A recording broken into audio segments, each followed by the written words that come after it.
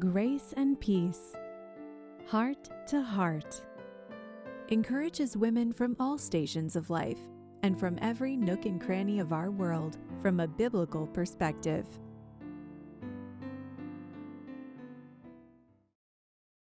The last time we were together, we spoke about fear. And rather than just jumping into fear of flying, I am going to do a short recap of what was stated right before we ended. So Lois says that faith will produce victorious Christian living, that faith will overcome our fear. Faith will also defeat our enemy. Esther turned to faith and to the people of God to help her overcome her fear, a fear that warned of very real danger. Picking up today, fear of flying. After reading about my little plane, little faith dilemma, you have probably figured out by now that flying is not one of my favorite things to do.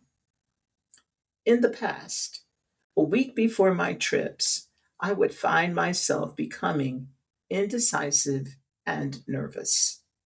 I knew in my head that the Lord would take care of me, but my emotions sometimes took over the controls. Over the years, I have given this area of my life to the Lord, and He has brought me to the point where what I know about Him is becoming more and more part of my reality. Fear comes when there is a lack of faith in God and His Word. It's not a lack of knowledge.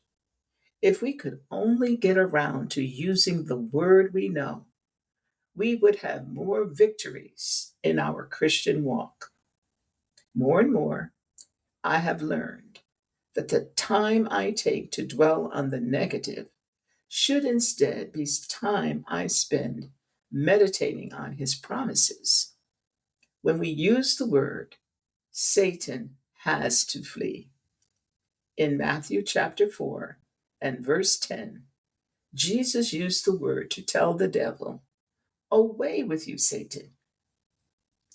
We have to recognize that fear comes from Satan and refuse to let him control us. The Christian walk is a moment by moment walk, and we have to decide every moment to whom we will yield our emotions. That's a mouthful. I'm going to say it again. The Christian walk is a moment by moment walk, and we have to decide every moment to whom we will yield our emotions. The Lord promises that if we call on Him, He is there to answer us. Hebrews 13:5 says that God Himself has said, "I will never leave you nor forsake you." The scripture says never. So in those times of despair, who has moved? He has not. So it behooves us to draw near to Him.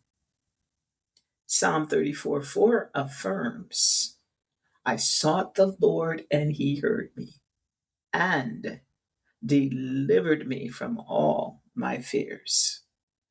Focusing on the sovereign nature and perfect purposes of our eternal God allows us to regain control in our lives, finding godly wisdom and confidence in every situation.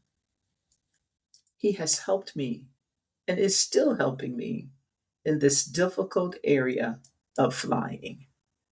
And when I place my confidence in Him, I cannot express how much more relaxed and comfortable my life is. Here are three important points that have helped me. The Lord has given us the capacity to overcome fear. Our enemy is Satan, and we must refuse to let him control us.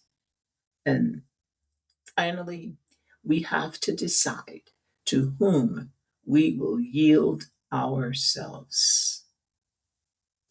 In all his satanic hatred, Haman thought he had everything arranged to trap and destroy Mordecai. But if Esther could gain control over her fear, she would be able to approach the king and share with him her needs and the needs of her people. How could Esther come to that point? How did she find the confidence she needed to do God's will?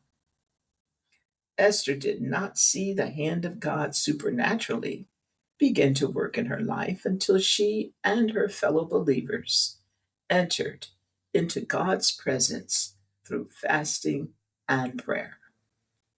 Fasting means giving up a craving of the flesh because we have a greater need of the Spirit. When we fast, we intensify our prayers, instilling them with more power. We sacrifice the physical to gain spiritual power. We do this to overcome the circumstances and burdens in our lives. It's important to notice that Esther did not try to do all the praying herself. The life of faith is not intended to be lived alone. We need to reach out to one another.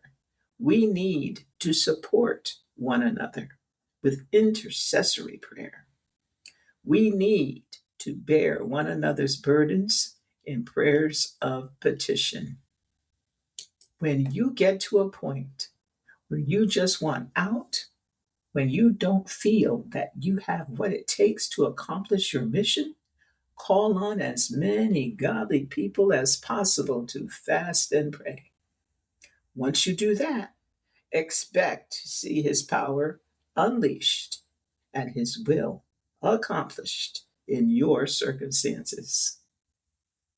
When I committed my life to Christ to serve him at the age of 15, I had no knowledge of his plan for me. I just knew I was committed to do whatever it was he wanted. Through a series of supernatural events, God brought Tony and me together. I was already cultivating my gifts. How could I know that he would use those gifts and skills in ministry on a national level? Yet today, God is allowing millions of people to be touched by our ministry on a daily basis. Romans chapter 12, verses 1 through 2, talks about the transformation God does within us, working from the inside out.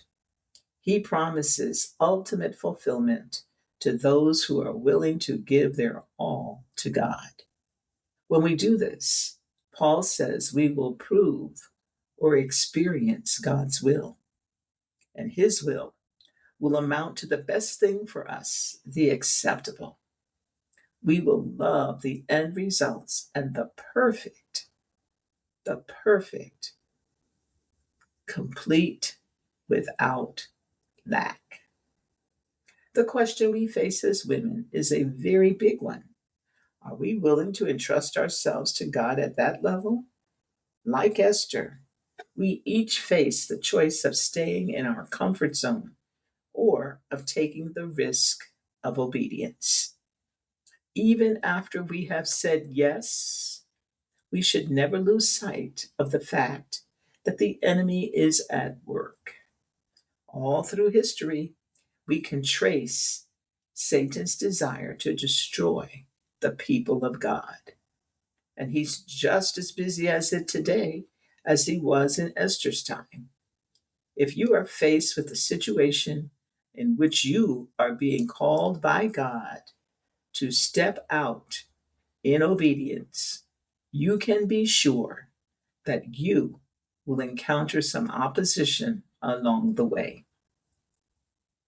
Satan is going to do everything in his power to stop us in our tracks.